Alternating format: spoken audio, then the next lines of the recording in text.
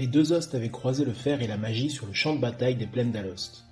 Les fers de lance lourdement armurés pour les disciples du dieu roi et indiciblement terrifiants pour les enfants de la Dame du Deuil s'étaient retrouvés nez à nez alors qu'ils prospectaient au milieu des ruines d'un antique site de pouvoir.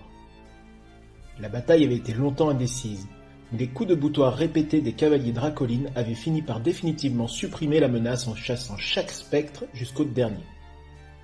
Cette bataille avait néanmoins éveillé les soupçons du général Stormcast qui ne souhaitait pas voir les armées de Nagash interférer avec les plans que lui avait confiés son dieu. Grâce à ses éclaireurs, la source des armées des Nighthaunt avait été débusquée.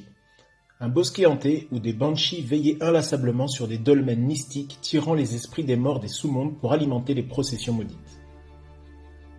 Il ne faisait nul doute que la destruction de ce site grèverait fortement les ambitions de Nagash sur les terres d'Alost, le privant d'une source intarissable de spectres et d'esprits malins. Les morts veillaient sur ce site.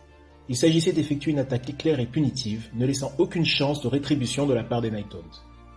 À l'aube du jour suivant, les troupes du dieu roi se massèrent à proximité du bosquet. L'assaut serait prompt et violent. Un seul mot d'ordre, tout raser jusqu'aux fondations. Bienvenue donc pour cette deuxième partie de la campagne Age of Sigmar du White Dwarf. Donc je suis toujours avec Julien, donc nous allons attaquer le deuxième scénario sur cette table que vous voyez. On va tout de suite passer à la présentation des listes. Donc pour la liste Nighthaunt en 1000 points, c'est une liste qui va être basée sur les concepts de Bravery Bomb. Bon, vous allez peut-être me dire c'est un peu risqué à 1000 points, c'est pas faux. J'ai pas beaucoup de figurines, pour le coup, j'en ai que 13. Donc ça se compose d'un bataillon, ici le bataillon Horde Exécutrice, qui se compose d'un Lord Exécutionnaire et de 3 fois 3 Spiritos. Alors, je m'excuse, ici, j'ai fait avec les moyens du bord. C'est pas forcément une unité que je joue très souvent les Spiritos, donc j'ai que 6 figurines. Et cette unité de Shenghast, on va considérer pour cette partie que c'est 3 fois 3 Spiritos. Le bataillon donne -1 pour être touché au Lord Exécutionnaire quand il est à 6 pouces d'une unité Spiritost, et également +1 à la touche au Lord Exécutionnaire quand il est à 6 pouces d'un Spiritost. Il a comme trait de commandement, donc c'est mon général, il a comme trait de commandement entité terrifiante, qui fait que je jetterai un dé à la phase de mouvement à l'ennemi, et si le dé est supérieur à la bravoure adverse, l'unité sera obligée de se replier à sa phase de mouvement. Comme artefact, il a la plume de griffe chargeur qui lui donne -1 pour être touché et +1 en move. Ensuite, pour que ça combine, il faut que je baisse la bravoure adverse. Donc pour ça, j'ai pris quelques magiciens, notamment Rekenor, The Grimailer. C'est une conversion maison basée sur les Dreadblade Arrow, donc il est collé sur un socle à la bonne taille, mais c'est pas la figurine originale. Rekenor, magicien Nighthaunt assez cool, puisqu'il peut s'infliger une BM pour avoir +3 pour lancer un sort. Ensuite, j'ai 2 tombes Banshee qui vont servir à faire des cris de Banshee pour faire des BM, une fois que j'aurai baissé la bravoure ennemie. Et il y en a une des deux qui est équipée du grimoire de minuit, ce sera celle-là, donc elle est sorcier niveau 1. Pour baisser la bravoure, j'ai ensuite 2 sorts persistants, les Ravenag Gnashing Jaws qui donneront -1 en bravoure et qui font D3 BM, et l'Aurore Ghast qui fait -1 en bravoure à 12 pouces et -2 en bravoure si on est à 6 pouces. On a également, dans les règles spéciales de royaume où la bataille prend part, un sort qui permet, je ne me rappelle plus la valeur de lancement, mais qui permet de mettre un -2 en bravoure aussi. Voilà pour la présentation de ma liste Nighthaunt. Pour mes 1000 points de Stormcast Eternals aujourd'hui pour cette partie, j'aurai toujours en Stormhost Anvil of the Elden Hammer, pour le côté fluff. J'ai sorti une petite liste qui sera menée par un général Lord Arcanum sur Griffe Chargeur, qui se trouve ici. Il sera donc en tant que général équipé du trait de commandement d'Anvil of the Elden Hammer, l'aspect terrifiant, et donc de l'artefact Soultif. Également, il a droit donc à un sort. Il aura le sort vitesse de la foudre qui permet de relancer une charge sur l'unité avec laquelle il cible. Avec lui l'accompagnant, donc on aura encore le Knight Incantor, le même que la partie précédente. Donc je ne l'ai pas équipé, donc comme je n'ai pas de bataillon, ni d'artefact, ni d'autre chose. Je lui ai mis comme sort l'âme céleste, qui lui permettra, comme à la partie d'avant, de pouvoir relancer, de pouvoir donner un bonus sur les jets de blessure sur l'unité choisie, Stormcast Eternals. J'aurai également dans cette liste donc un petit sort persistant, donc un Deus Arcanum qui lui permettra de gagner plus en save, de se déplacer plus vite et d'avoir une dissipation supplémentaire si jamais elle décide de le lancer pendant la partie, qui m'a coûté 30 points.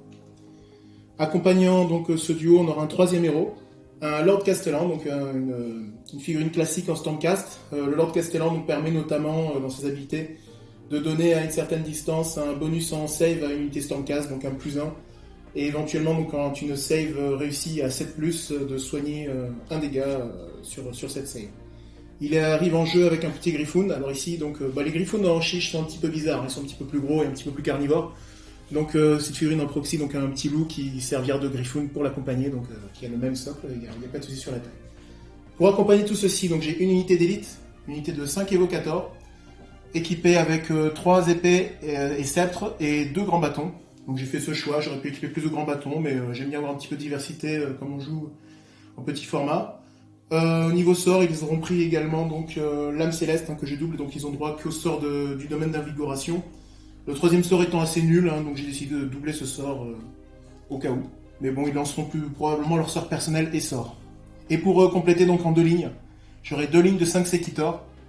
Donc ils sont équipés au maximum de grande masse qu'ils pouvaient, donc avec le prime en grande masse et 2 grandes masses par unité.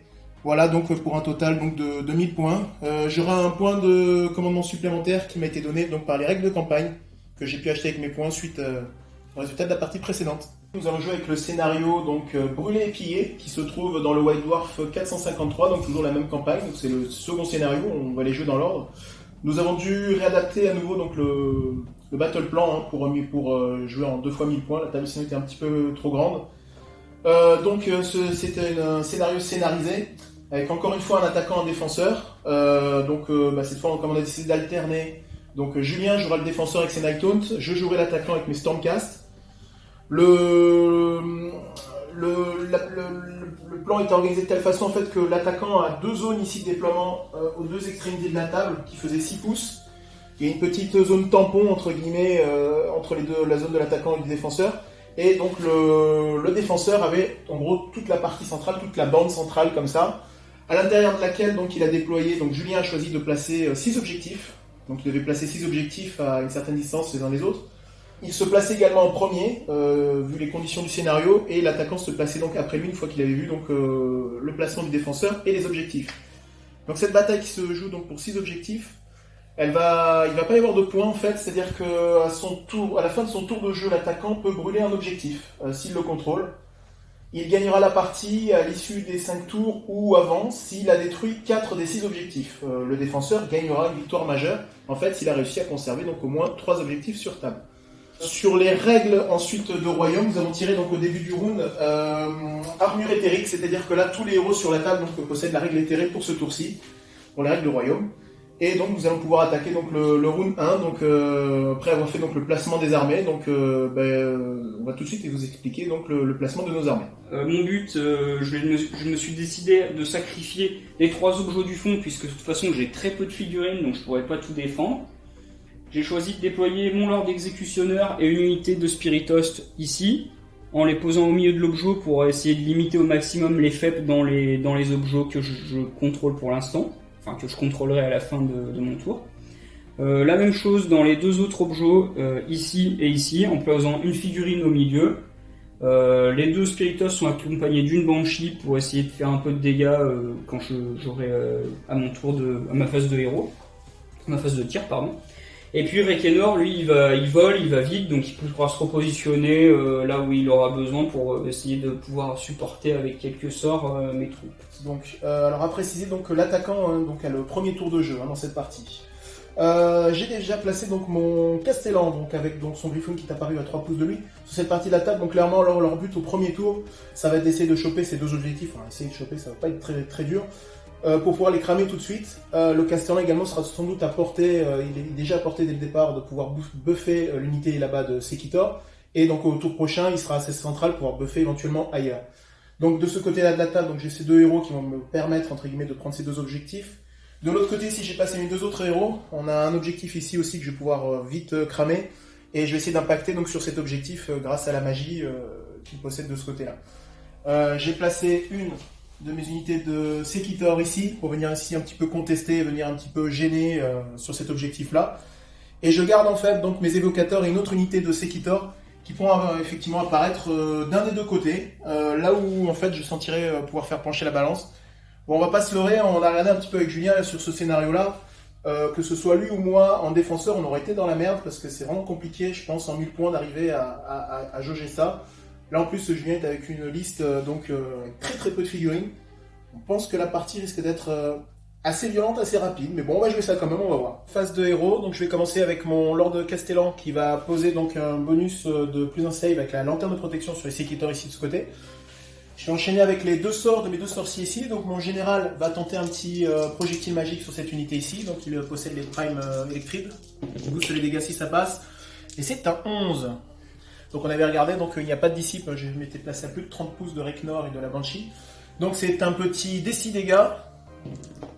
Et c'est un 1. Moi j'ai une invue à 6. Non, donc ça fait 1 point de blessure. Un dégât sur les petits Spirit Dust. Et enfin, donc je vais lancer, donc je vais essayer de lancer mon Dice Arcanum avec mon mage, avec mon Knight Incantor ici.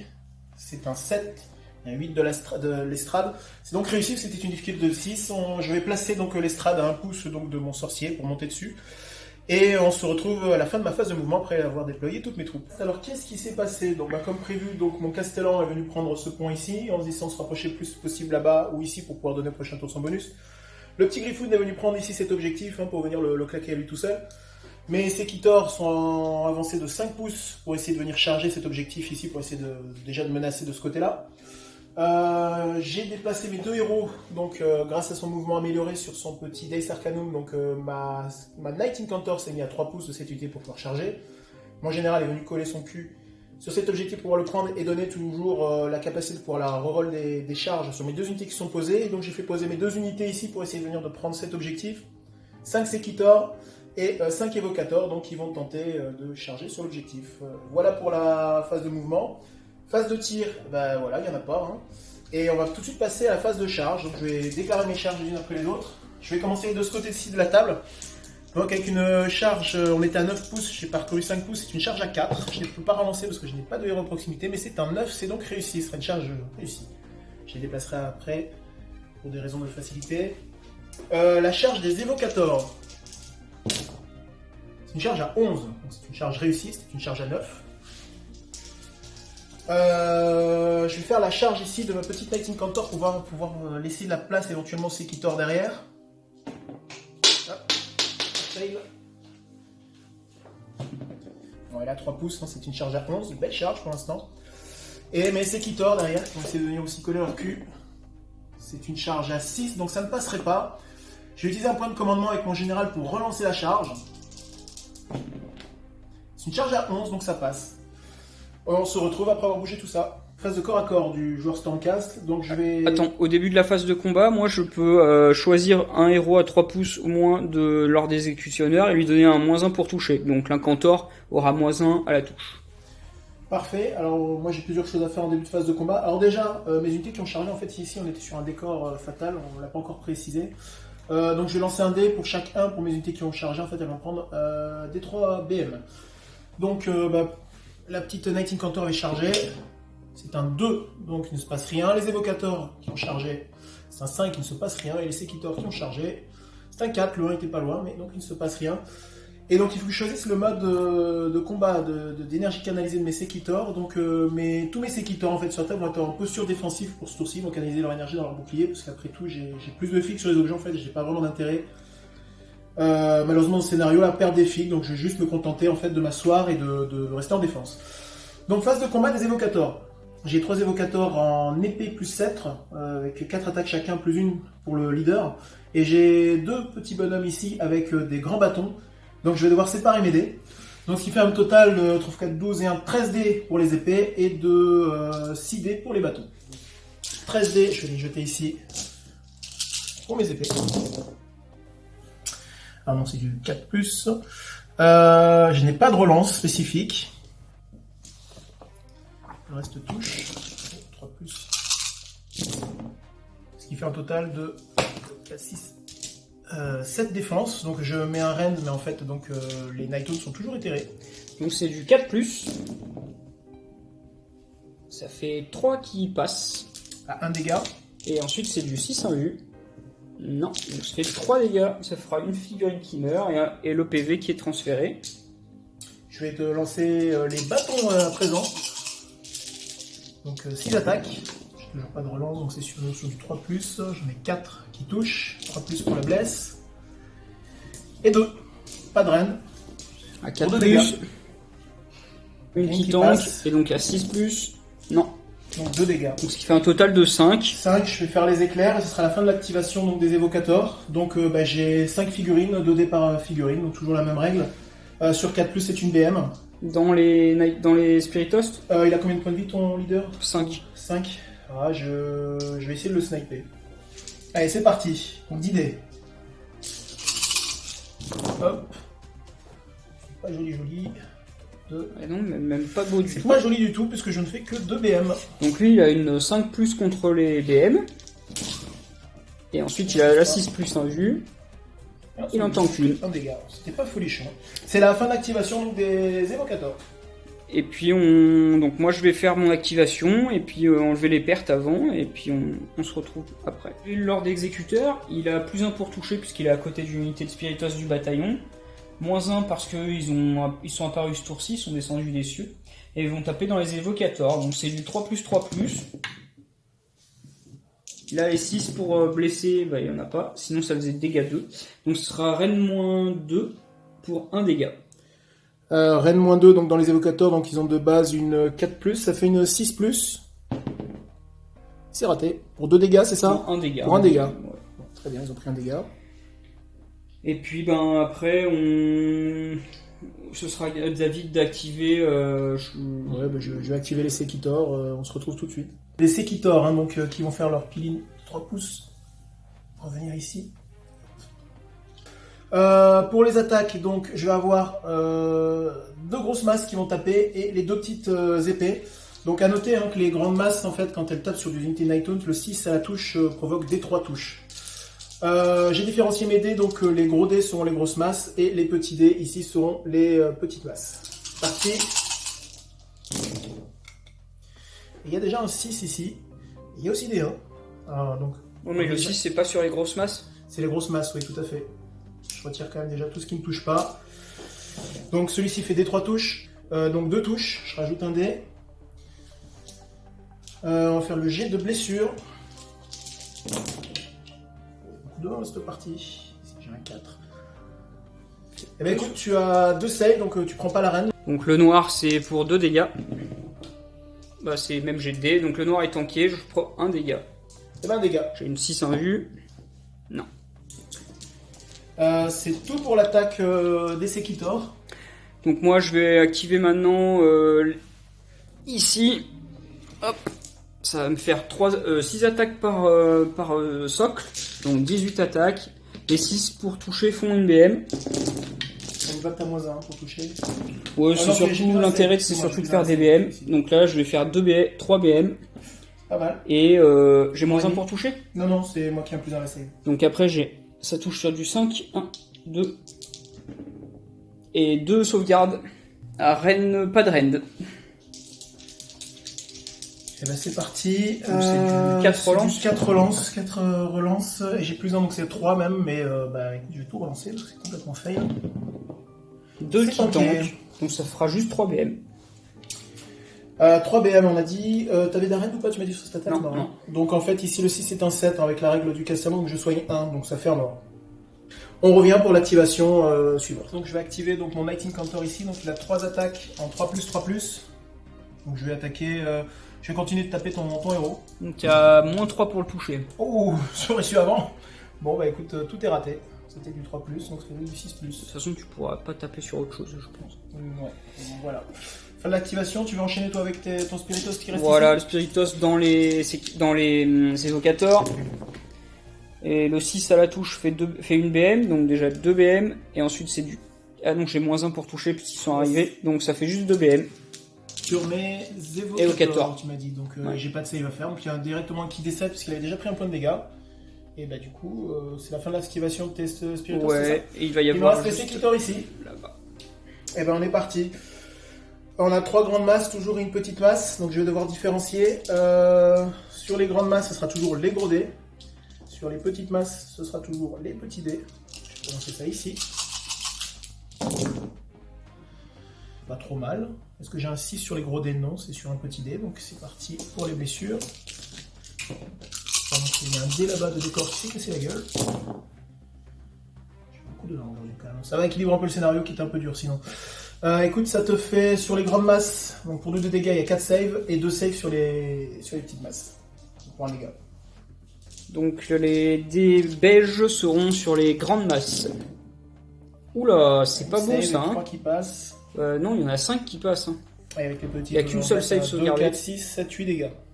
8 dégâts, j'ai un héros à côté, donc ça fait 8 Feel No Pain à 6. Donc là, il y en a 6, 7, 8. Donc ça fait 6 dégâts. 6 dégâts. Ça fait 2 socles qui volent. On va passer, on va compter nos morts, comme on dit, et passer en fin de tour, hein, puisque toutes les activations ont été faites. On se retrouve tout de suite, fin du tour 1. Donc qu'est-ce qui se passe? Donc en fait, le joueur Stormcast contrôle 5 objets, hein, donc j'ai plus de fix sur ces 5 objets-là, il n'y a que celui-ci où je n'ai pas de fix du tout. Ce qui se passera normalement dans la règle du scénario, c'est que donc, je ferai normalement tout péter. Je fais une victoire majeure immédiate quand j'en ai pété 4 dans la partie, donc la partie s'arrêterait là. Mais bon, on ne trouve pas ça fun du tout, le scénario n'était pas terrible ou pas équilibré pour nos armées et nos listes. Du coup, on va faire un tour de plus, on va faire... Julien va jouer son tour quand même, pour qu'il puisse quand même profiter de la braverie bombe, faire un peu ses effets, etc. Essayez quand même de vous montrer un petit peu en partie ce que ça peut potentiellement faire. Voilà. Sinon, donc il y a eu au niveau des pertes, on a fait les tests de braverie, ça n'a rien passé, parce que bon, on a des grosses braveries, il n'y a pas eu beaucoup de pertes non plus. Donc on va directement passer au tour 2 Night Hunt tout de suite. Non, voilà. tour 1 Night Note. Pardon, j'ai pas encore joué. J'ai déjà perdu, j'ai pas joué. C'est voilà. Le scénario, bon, on en parlera un petit peu à la fin, mais est très très déséquilibré, du moins dans ses configurations de liste. De la phase de héros, début du round de Night Hunt, j'ai gagné un point de commandement. Ensuite, Rekenor va utiliser une bougie de cadavre pour avoir plus 3 à lancement de ses sorts. Il n'a pas annulé la blessure mortelle.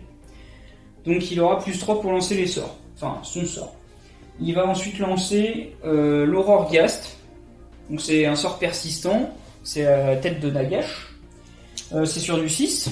Plus 3. Donc ça fait 10. Je vais quand même tenter de l'annuler, mais je ne vais pas cramer mon parchemin de négation pour ceci. Hop. C'est un magnifique set. Donc je peux le setup à 12 pouces de Rekenor. Hop, il va venir ici. Et donc, il fait une bulle de 12, moins 1 en bravoure, et une bulle de 6, moins 2 en bravoure à la place. Je crois qu'on a regardé un petit peu. T'as regardé, Julien, du coup, tu me mets combien en bravoure là sur les unités? Alors, ils auront moins 3 et moins 2. Ça marche. Ensuite, je vais lancer avec elle qui a le grimoire de minuit qui fait qu'elle est un sorcier. Sur eux, le suaire qui est le sort. Le suaire qui est un sort de royaume. Le sort du royaume dans lequel on se bat, c'est du 6 aussi. 8. Je pense que tu es à portée de disciple. Ouais, bah écoute, on va tenter, hein, de toute façon. Hop. C'est raté. Donc eux, ils auront moins 2 en bravoure.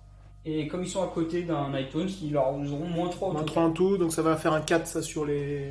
Ils auront 4 en bravoure. Yes. Donc ensuite, début de ma phase de move. On va avoir cette unité qui va... Donc les petites banshees qui pourront tirer à faire un crit de banshee à 10 pouces. En phase de tir, en début de phase de tir, hein, pour être précis. Donc elle va venir ici. Et celle-là, elle va rester où elle est. Bon, comme de toute façon le scénario est fini, c'est juste pour vous montrer un petit peu ce qu'on peut faire en Bravery Bomb. Mais je vais pas déplacer les autres figurines puisque ça n'a pas forcément d'intérêt. Début de la phase de tir, cette Banshee va faire un cri dans les séquitors, donc c'est une bravoure de 4.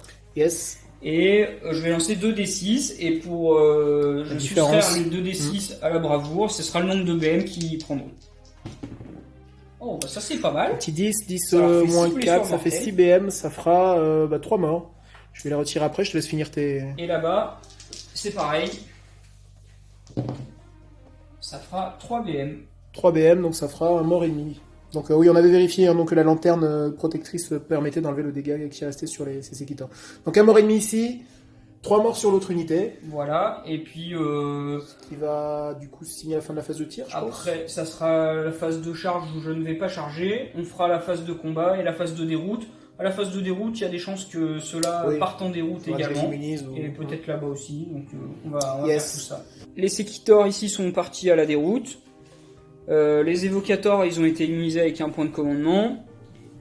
Et là-bas, il y a eu 2 Sekitors qui ont fui. Ouais. Puisque finalement, ils avaient que 4 en bravoure. Donc en fait, quand on diminue la bravoure avec la Bravery Bomb et les BM qu'on a infligés avant, ça peut finir par vite partir. Puisque là, dans le tour, j'ai quand même réussi à tuer 9 Sekitors et 2 Evocators.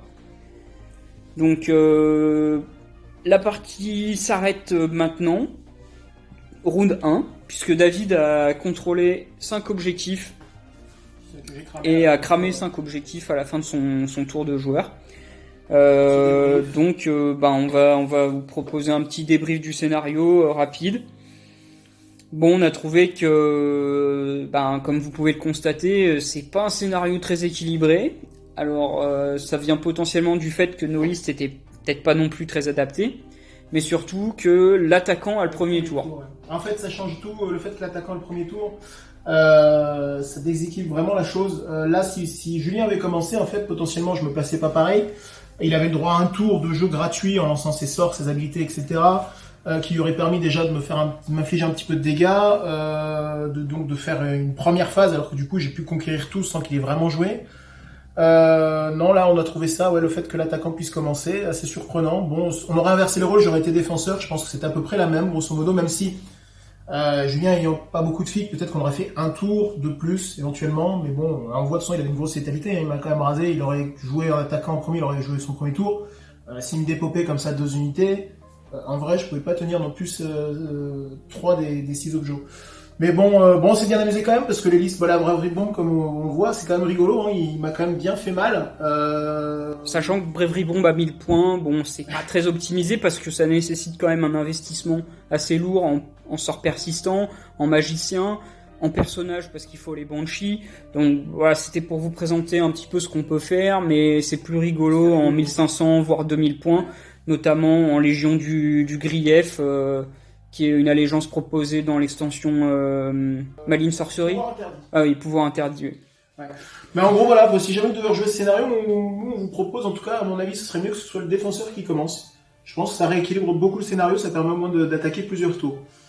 Voilà, par ça, sinon, on s'est quand même bien amusé, on a rigolé, c'était rapide. On pourra en enchaîner une autre, en fait, c'est ce qu'on s'est dit là. Donc, on vous dit à bientôt, et puis on espère quand même que ça vous a plu.